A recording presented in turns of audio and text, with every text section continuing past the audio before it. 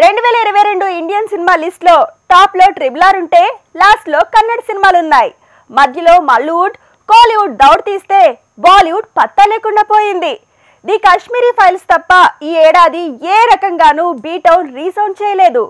2022లో Bollywood zero అనిపించుకోక తప్పదు. IMDb list లో 2022 top మూవీగా నిలిచింది RRR. తర్వాత ప్లేస్ లో కాశ్మీర్ ఫైల్స్ ఉన్నా కానీ టాప్ 10 లిస్ట్ లో మరో హిందీ మూవీ ఊసేలేదు. అసలు 2022లో బాలీవుడ్ అడ్రస్ కనిపించట్లేదు. ఇంటర్నెట్ మూవీ డేటాబేసే కాదు, బాలీవుడ్ టోటల్ ఫిల్మ్స్ లిస్ట్ చూస్తే ఈ ఏడాది హిట్లు కాదు కదా, యావరేజ్ హిట్లు కూడా కరువయ్యాయి.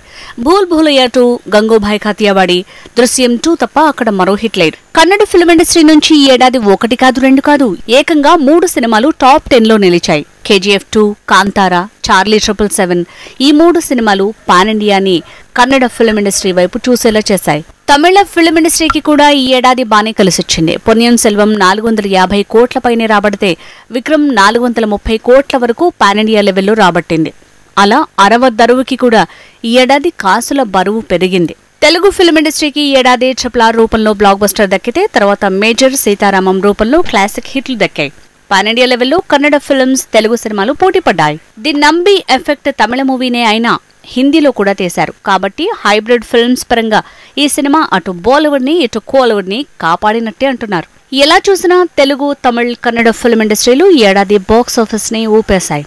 పాన్ ఇండియా మార్కెట్ ని శాసించాయి. ఎటుచ్చి హిందీ సినిమాల్లో కాశ్మీర్ ఫైల్స్ తప్పితే అక్కడ పెద్దగా చెప్పుకునే బ్లాక్ బస్టర్లు లేవు. పాన్ ఇండియా లెవెల్లో ఎఫెక్టివ్ గా ఊపేసిన ప్రయోగాలు రాలేదు.